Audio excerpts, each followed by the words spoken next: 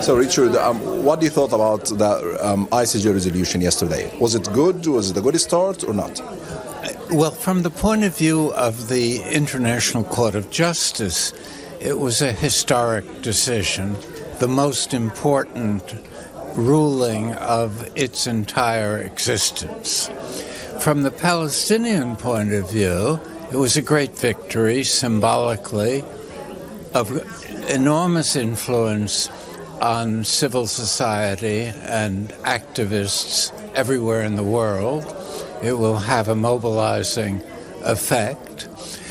Whether Israel and the countries supporting Israel, especially the US and UK, comply or put pressure on Israel to comply is very doubtful, in my view. And therefore you have what I call a crisis of implementation and enforcement. You have the law on your side, but you need the political will to enforce the law. And that is probably not going to happen. And therefore, the hope of the Palestinians is that the weight of the decision will activate enough political pressure so their own governments change their position. Okay, this political pressure, maybe given the second question about how to force Israel to follow up the decision of the ICJ. The most obvious way would be for the U.S. to break its special relationship and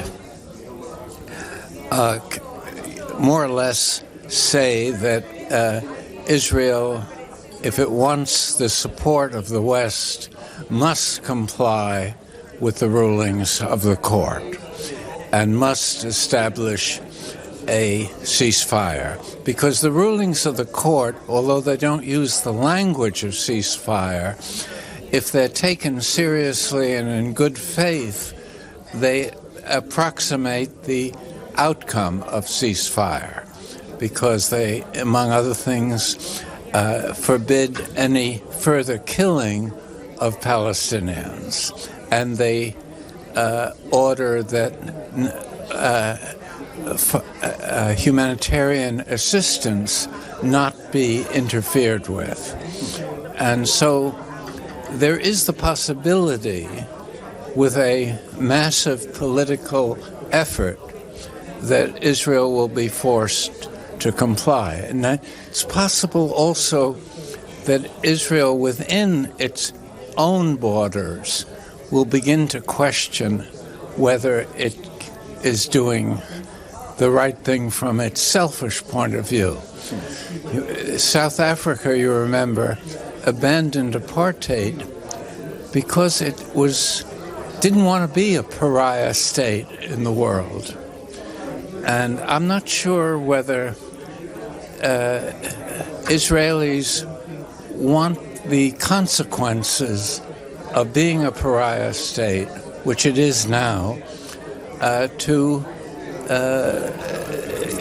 cast a shadow over their own future.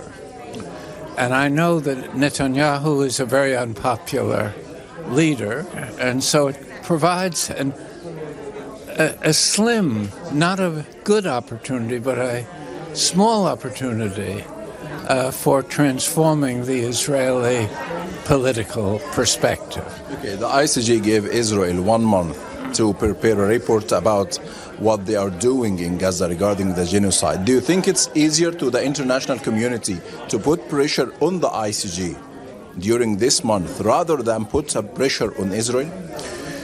Well, I think both are complementary. I don't think they work against each other.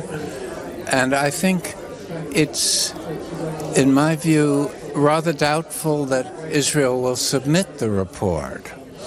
It will more likely say that this outcome was not in accord with international law, that they didn't respect international law in reaching the conclusion favorable to the South African request for provisional measures.